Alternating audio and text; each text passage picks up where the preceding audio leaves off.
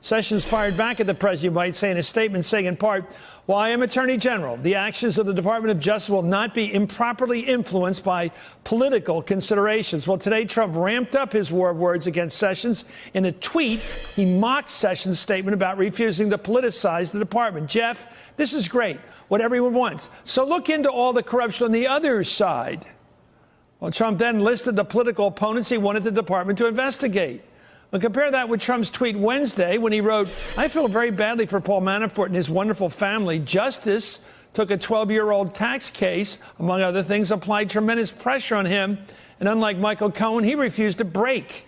So Trump wants to pardon his friends and to go after his enemies. According to Axios, that kind of disconnect reflects Trump's fantasy legal system, noting Trump wants a top law enforcement official, his attorney general, to be far more sympathetic to his views on laws and loyalty. Well, the report goes on to add, a source close to Trump said the expectation of unwavering loyalty is a core operating principle for Trump.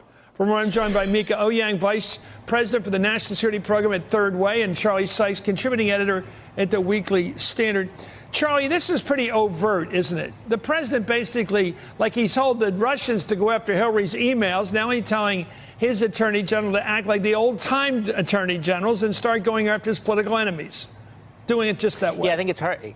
Yeah, it's hard to overstate the contempt and ignorance that he has about the concept of the rule of law or the independence of the Department of Justice. But I keep thinking that Donald Trump is saying out loud what somebody like Richard Nixon might have said in private. That we're seeing this attitude of using the Department of Justice, using the legal system as a cudgel to attack your enemies and then basically protect your cronies. And he's actually saying it in public, not caught on tape. He's saying it on cable television. It really is extraordinary. And you know, the irony, of course, is that Jeff Sessions is the Trumpiest member of the Trump cabinet, right? I mean, he's the most closely aligned, and yet he lacks the one thing that really matters to Donald Trump, which is this glandular, unthinking, personal loyalty and willingness to protect the president. Mika, do you back that up? Because it seems to me that's right, that his anger against Jeff Sessions is not that he's not tough enough on immigration. They're both tough on illegal immigration, let's face it. They're both right-wingers. They're both have that sentiment on the hard right. His problem, according to Trump, is he didn't protect Trump from prosecution. That's his problem.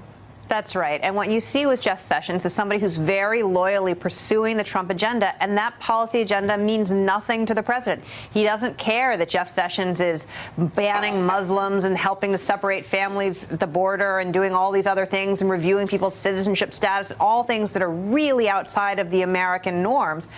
All he cares about is that this attorney general is settling scores about who Trump cares about. He wants it to be very personal to him, and that is not something that we've ever seen historically. We've seen attorney generals take on a president's policy agenda, never their personal agenda. Amika, I don't know if you watch gangster movies, but I don't know if you saw The Untouchables, where Robert De Niro goes around with a baseball bat at one of his meetings of his capos and knocks the head and kills a guy off, one of his guys. Why doesn't the president just get rid of, why does he just get rid of Jeff Sessions? Fire him tomorrow morning, tonight at midnight. Why not? It's Friday night. Why not do it? I think that he's been warned by all of his close associates and his Republicans in the Senate that if he fires Jeff Sessions, he's really going to be in an uphill battle. And one of the things that he can't afford to have. Worse than he is? Yeah, because Really? one of the things he can't afford to have are the Republican senators turn on him if the House starts impeachment proceedings and they vote to remove him from office, because then all of that immunity that he is getting from that OLC memo as the sitting president won't apply anymore. He will be able to be indicted and prosecuted if he's not in office, but the senators are the ones standing between him and that fate. Well, yesterday, South Carolina Senator Lindsey Graham said he expects Sessions to be fired after the midterms, after November. Politico reports that Tennessee Senator Bob Corker echoed that sentiment, saying it's apparent that after the midterms he will make a change and choose someone to do what he wants done. Sessions does have his share of defenders on the Hill. Of course, here's Nebraska Senator Ben Sasse. The Attorney General's job is not to be a political hack. The Attorney General's job is to defend the Constitution and to follow the rule of law, and that's what Jeff Sessions is doing. The idea that Jeff Sessions might be fired because he's not a political hack is a very, very bad idea. It's a bad idea for the Constitution. It's a bad idea for public trust. It's a bad idea for the Department of Justice. And frankly, it's a really bad idea for the President of the United States. Charlie, I wonder who's alone there. Is Corker and and Lindsey Graham the majority, or is Ben Sasse the majority? In the senators, are they on Trump's side, or are they on the side of Jeff Sessions? Whose side are they on?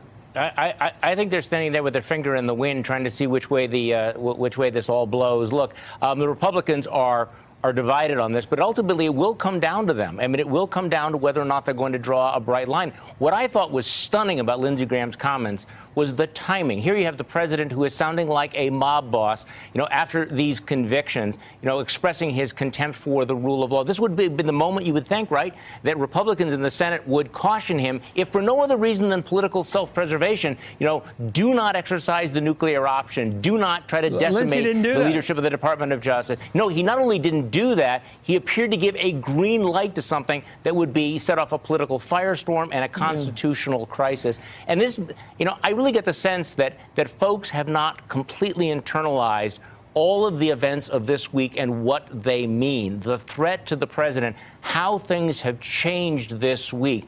I don't think that voters have fully have taken it on board, and I think that members of Congress are still waiting to see what the fallout is going to be, because, look, this was Donald Trump's worst week, but it's going to get worse. Hey there, I'm Chris Hayes from MSNBC. Thanks for watching MSNBC on YouTube. If you want to keep up to date with the videos we're putting out, you can click subscribe just below me, or click over on this list to see lots of other great videos.